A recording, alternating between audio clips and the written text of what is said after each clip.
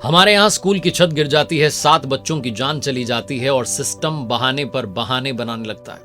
लेकिन दुनिया में एक देश ऐसा है जहां के सिस्टम ने एक बच्ची के लिए जो है हर रोज ट्रेन रोकी। ये कहानी जापान की है, जहां के होकाइडो प्रांत में एक छोटा सा स्टेशन था, क्यूशिराटाकी। बिल्कुल सुनसान जगह थी, बिना भीड़ वाला। लेकिन उस स्टेशन पर रोजाना ट्रेन रुकती थी, क्योंकि वहां 16 साल की बच्ची रहती थी जिसे 35 मिनट दूर स्कूल जाना होता था, और वो ट्रेन उसकी पढ़ाई की एकमात्र उम्मीद थी। रेलवे को मालूम था कि अगर ट्रेन रोक दी तो लड़की की एजुकेशन छिन जाएगी, इसलिए रेलवे ने डिसाइड किया कि जब तक ये बच्ची स्कूल से पास नहीं हो जाती तब तक ट्रेन चलाएंगे, सिर्फ इसी बच्ची के लिए। हर दिन और सालों तक उस सुनसान स्टेशन पर वो ट्रेन सिर्फ एक मुसाफिर के लिए रुकती रही। 25 मार्च 2016 को जब वो लड़की स्कूल से पास हो गई तो उस दिन वो आखिरी बार ट्रेन वहां रुकी, फिर उस स्टेशन को बंद कर दिया। अब जरा सोचिए, जहां एक लड़की की पढ़ाई के लिए ट्रेन चलती रहती है, वहीं हमारे यहां पर 7 बच्चों ने स्कूल की छत गिरने से दम तोड़ दिया, क्योंकि सरकारी विद्यालय की मरम्मत पर ध्यान नहीं दिया गया। दुनिया में एक देश ऐसा है जहां का सिस्टम हर एक बच्चे की जरूरत को अपनी ड्यूटी मान रहा है, और हमारे यहां तो वार्निंग के बाद कहते हैं कि अरे गांव वाले आपस में पैसे इकट्ठे कर लें, देख लेंगे। एक सिस्टम जो मानता है कि हर बच्चा जरूरी है, और एक सिस्टम जो मानता है कि गरीब बच्चे तो गिनती में ही नहीं आते। हमें डिसाइड करना है कि क्या हम उस जापानीज ट्रेन सिस्टम की कल्पना सिर्फ कहानियों में करेंगे, या फिर अपने देश में भी बच्चों की जरूरतों को पहली प्रायोरिटी बनाएंगे। आप देख रहे हैं दुनियादारी, मैं हूं आरजे कार्तिक। अब बात करते हैं हमारे देश में राजस्थान के झालावाड़ जिले के मनोर थाना ब्लॉक के पिपलोदी गांव में जो घटना घटी। शुक्रवार की सुबह जब बच्चे स्कूल पहुंचे तो उन्हें पता नहीं था कि उनकी जिंदगी का ये आखिरी दिन होगा। बारिश हो रही थी, प्रार्थना नहीं हुई, बच्चे सीधे अपनी क्लास में बैठा दिए गए। क्लास 7th की उस क्लास में 35 बच्चे थे। कुछ ही मिनट्स में एक जोरदार आवाज के साथ कमरे की छत भरभरा कर गिर पड़ी। चीखें, मलबा, अंधेरा, खून और फिर सन्नाटा। अस्पताल ने बताया कि 5 बच्चों की मृत्यु मौके पर ही हो गई, जबकि 2 ने ट्रीटमेंट के दौरान दम तोड़ दिया। 9 बच्चे गंभीर हालत में अब भी जिंदगी और मृत्यु की जंग को लड़ रहे हैं।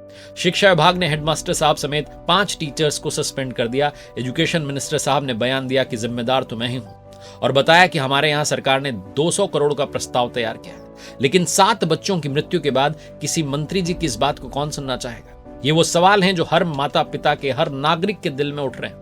14 जुलाई को कहते हैं एक आदेश निकला था जिसे किसी ने गंभीरता से नहीं लिया। 14 जुलाई 2025 को राजस्थान सरकार ने एक ऑर्डर दिया जिसमें साफ लिखा था कि जो छतें जिनकी मरम्मत की जरूरत है उन्हें ठीक करवाया जाए।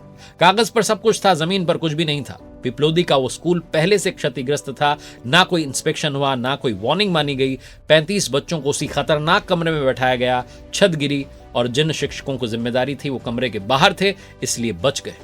क्या यही है सरकारी स्कूलों की सच्चाई? काम मेरा नहीं है, बजट नहीं आया, किसी को भेज देंगे, फाइल में डाल दो। पर अब बजट आने से पहले 7 अंतिम संस्कार हो चुके हैं। दुनिया में बात करते हैं ऐसे हादसों पर हुआ क्या। सिचुआन में भूकंप आया था चाइना में 2008 में। स्कूल्स के गिरने से हजारों बच्चों की जानें चली गई। सरकार ने सैकड़ों इंजीनियर्स और अधिकारियों को जेल भेज दिया। निर्माण मानकों को, स्टैंडर्ड्स को और स्ट्रिक्ट कर दिया। नाइजीरिया में ऐसी घटना घटी। 2020 में एक प्राइवेट स्कूल की इमारत ढह गई। स्कूल का लाइसेंस कैंसिल कर दिया गया।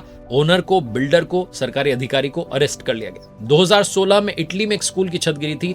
देश भर में वहां स्ट्रक्चरल ऑडिट शुरू हो गई। सारे स्कूल्स की बिल्डिंग्स की जांच अनिवार्य कर दी गई। सीख क्या है? जो डेवलप्ड कंट्रीज हैं वो हादसों को मिस्टेक नहीं, क्राइम मानते हैं। वो एक्शन लेते हैं, तेज, कठोर और जिम्मेदार। अब सवाल उठता है कि हमारे यहां क्या होना चाहिए? भ्रष्टाचार और लापरवाही की धाराओं में गिरफ्तारी होनी चाहिए, एफआईआर होनी चाहिए। हर सरकारी पुराने प्राइवेट स्कूल जो हैं उनका भी स्ट्रक्चरल सेफ्टी ऑडिट होना चाहिए। अनसेफ स्कूल की लिस्ट जो है डिजिटल पोर्टल पर पब्लिकली जो है पोस्ट करनी चाहिए। No classroom under unsafe roof, ऐसी पॉलिसी लानी चाहिए। स्थानीय निगरानी समिति बनाई जानी चाहिए ताकि पेरेंट्स जो गांव में हैं, पंचायत, इंजीनियर, ये सब मिलकर के इंस्पेक्शन करें। और 45 दिन में अगर कंप्लेंट का सोल्यूशन नहीं होता तो मामला सीधे मंत्री जी तक, चीफ सेक्रेटरी जो महोदय वहां तक पहुंचना चाहिए। अगर कोई टीचर या पेरेंट जो है आकर के कंप्लेंट कर रहे हैं तो उनकी सेफ्टी भी जो है सिक्योर की जानी चाहिए। जिस इंजीनियर या ठेकेदार के साइन से वो बिल्डिंग बनी उसकी फाइल खोली जानी चाहिए। जवाबदेही तय की जानी चाहिए। अंत में बस ये कहना चाहता हूं कि जिन 7 बच्चों को हमने राजस्थान के झालावाड़ जिले के मनोर थाना ब्लॉक के पिपलोदी गांव के उस सरकारी विद्यालय में खो दिया, उन 7 बच्चों की याद में 7 वादे कीजिए। पहला, चुप नहीं रहेंगे। दूसरा, हर रिपोर्ट मांगेंगे। तीसरा, सुरक्षा को प्राथमिकता बनाएंगे। चौथा, हर स्कूल की हालत जो है उसको जानने का प्रयास करेंगे। 5वां, हर चेतावनी को जिंदगी समझेंगे। 6ठा, हर बच्चे की बात, शिकायत को सुनेंगे। और 7वां, हर सपने की छत को बचाएंगे। क्योंकि स्कूल की छत सिर्फ छत नहीं होती, वो हमारे बच्चों के सपनों की छत होती है और इस देश में किसी को भी उस पर लापरवाही की छूट नहीं मिलनी चाहिए।